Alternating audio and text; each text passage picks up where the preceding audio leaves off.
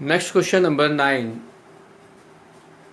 Question number 9 में क्या है, tree breaks due to some storm and to the broken part bend to the top of the tree touch the ground where it make an angle 30 degree. The distance between the foot of the tree to the point where the top touch the ground in 8 meter. Find the height of the tree from where it is broken. Means एक tree है जो किसी कारणवश टूट गया है और टूटने के बाद वो उसका ऊपर वाला पार्ट्स जो है वो ज़मीन से कहीं टच हो गया है। क्वेश्चन नंबर 9 को मैं आपको रिफ्लेक्ट कर रहा हूँ, दिखाना चाहता हूँ कि आप इसको रीड कर लें। उसमें आपको एक ट्री का ऊपर पार्ट्स ब्रेक हो करके टूट करके ज़मीन से टच हो गया है और ज़मीन से टच होने के बाद उसकी जो शेप होगी वो किस टाइप की होगी और उसने कहा है कि वो कहाँ से टूटा है, कितनी ऊंचाई से टूटा है, उसको हमें कैलकुलेट करना है। तो यहाँ हम कंसिडर करते हैं कि ये कोई ट्री है और ट्री इस तरह से टूट करके ये ए पार्ट है, B C and C, D हम मार्क कर दें इसको, और डी यहाँ पर हम यहाँ लेट करेंगे कि let C D equal to A C. ये आपको अपर पार्ट्स होगा और यहाँ आपके पास डिस्टेंस जो बी सी है वो 8 मीटर गिवन है और एंगल 30 डिग्री है। ये हाइट आपको ये फाइंड आउट करनी है कि ये कहाँ से टूटा है, मीन्स बी सी फाइंड करना है। तो कम से कम हम यहाँ पर लेट करेंगे let the height of the tree broken by this is B C and B C को हम कंसिडर करेंगे B C equal to H and angle C A B equal to 30 degree and distance AB equal to 8 meter. Now in triangle ABC, perpendicular upon base as BC upon AB equal to 10, 30 degree. Then BC is H or AB is 8 equal to 1 upon root 3. Then H equal to 8 upon root 3 meter. ये आपकी height of tree होगी जो आपको find out करनी थी कि वो कहाँ से टूटा है। मीन्स इस हाइट से बी सी पॉइंट से टूट करके वो ए को टच कर गया, तो यहाँ से बी सी की हाइट आपको फाइंड आउट करनी है, तो ये होगी। Question number 10, if the perimeter of the perimeter and the area of circle are numerically equal then find the radius. तो पेरीमीटर क्वेश्चन नंबर 10 हम बात करेंगे। पेरीमीटर ऑफ सर्कल का है उन्होंने, तो पेरीमीटर ऑफ सर्कल क्या होगा,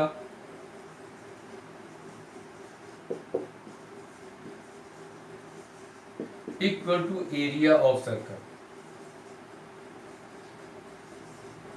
पेरीमीटर ऑफ सर्कल होता है 2 पाई आर, वेयर एरिया होता है पाई आर स्क्वायर। यदि आप पाई से पाई कैंसिल करेंगे, आर से आर कैंसिल होगा, तो आर की वैल्यू 2 यूनिट आएगी।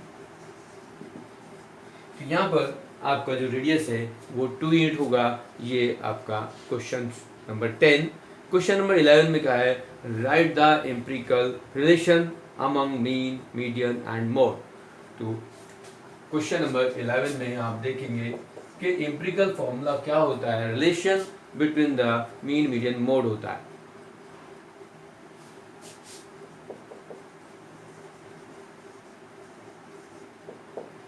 Empirical relation 3 times of median equal to mod plus 2 times of mean। इस रिलेशन को हम empirical relation between the mean, median, mode कहते हैं। इस रिलेशन से आपके पास यदि मीन और मोड मिल जाए तो मीडियन फाइंड कर सकते हैं, मीडियन और मोड मिल जाए तो मीन फाइंड कर सकते हैं, और मीडियन एंड मीन मिल जाए तो मोड फाइंड कर सकते हैं। एनी 2 वैल्यूज आपके पास हो तो थर्ड वैल्यूज को आप फाइंड आउट कर सकते हैं। क्वेश्चन नंबर 12, आपको कहा गया है कंस्ट्रक्शन का स्टेप है। कंस्ट्रक्शन के स्टेप में ये कहा गया है कि एक लाइन सेगमेंट है जिसको आपको कहा गया है कि उसकी जो लेंथ है वो कुछ भी हो सकती है, बट उसको डिवाइड किया गया 3:5 रेशियो में। आज इसको मार्क किया गया बी सी, और बी से यहाँ कोई एक्स एक एक्यूट एंगल बनाते हैं, और इसकी जो रेशियो होगी वो रेशियो गिवन है हमें, रेशियो है 3:5। उसने क्या है कि इस बी एक्स को कितने पार्ट्स में ब्रेक करना है, हाउ मेनी पार्ट्स, या what will be the minimum number of the point to the located at equal distance. यहाँ पर आपको सम ऑफ द रेशियोज के इक्वलेंट इसको कट करना होता है, तो minimum points on B X B 8, यहाँ आप 8 पार्ट्स में उसको ब्रेक करेंगे। आप यदि क्वेश्चन को देखना चाहें तो दिखा सकते हैं, वैसे तो आपके पास ये क्वेश्चन ऑलरेडी अवेलेबल है, नेट पे अवेलेबल है, सीबीएसई की साइट पर अवेलेबल है।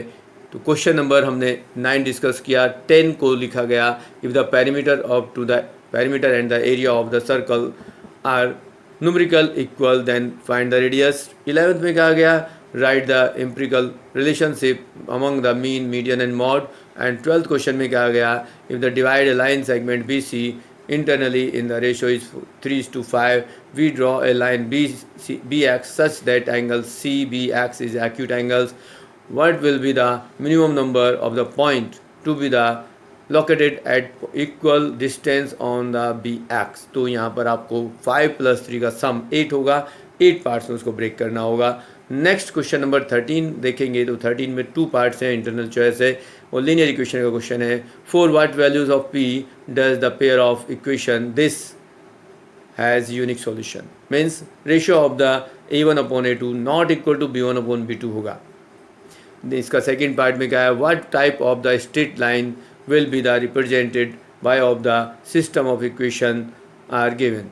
यहाँ पर आपके पास 2 इक्वेशन गिवन है, वो किस टाइप के रिलेशन को रिप्रेजेंट कर रहे हैं उसको बताना है। क्वेश्चन नंबर 13 का जो पार्ट्स है, हम यहाँ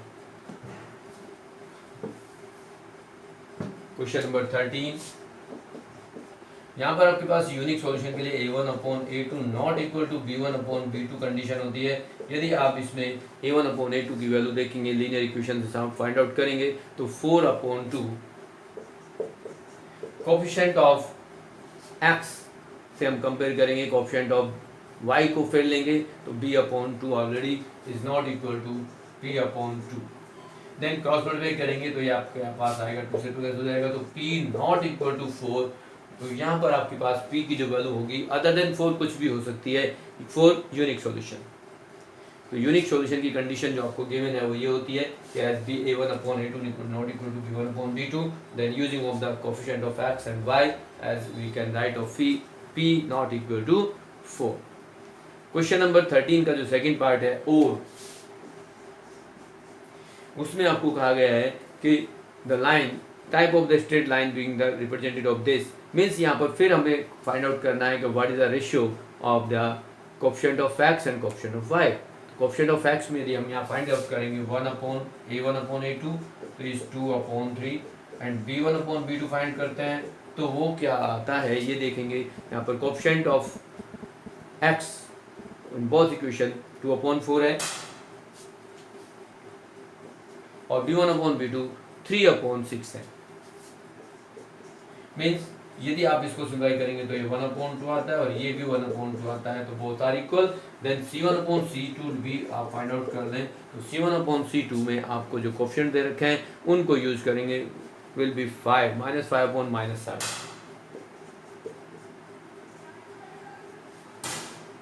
but a1/a2 equal to b1/b2 not equal to c1/c2, therefore the line are parallel।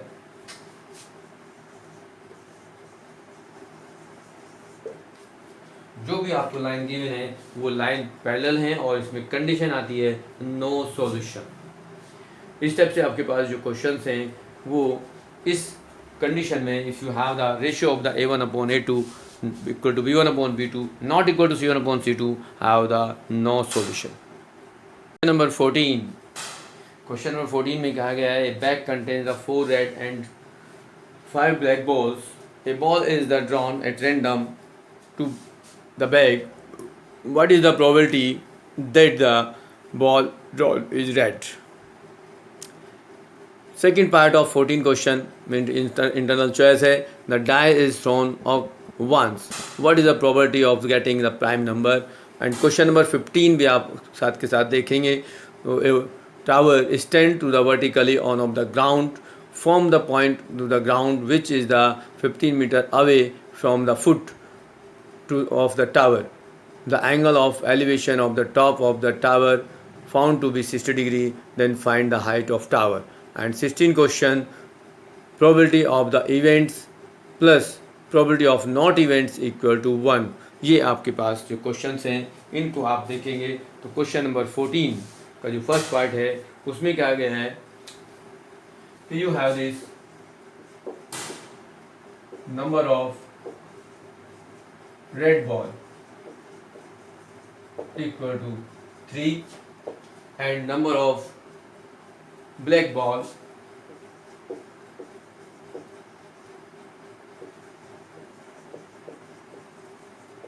equal to 5, then total number of balls equal to 3 plus 5 equal to 8, then probability of red ball equal to favorable is 3 and total is 8, as you can write 3 upon 8 is the probability of red ball. Second, a die is thrown once, what is the probability of getting the prime number? Dice में आपके पास इसका जो second part और है तो total number जो output होते हैं, टोटल आउटकम क्या दो, टोटल नंबर ऑफ आउटकम्स क्या दो, वो 6 होते हैं और 6 होते हैं 1 2 3 4 5 6।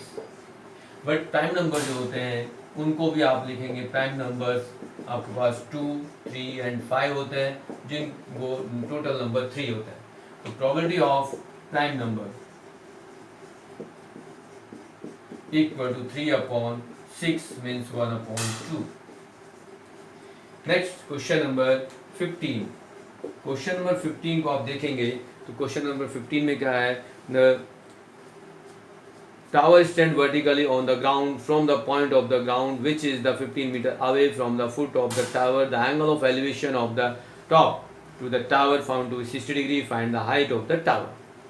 अब यहाँ पर इसको यहाँ ले लेते हैं क्वेश्चन नंबर 15। यदि आप देखेंगे तो एक टावर आपने इस टाइप से है और उसका जो वर्टिकल एंगल है वो 60 डिग्री है।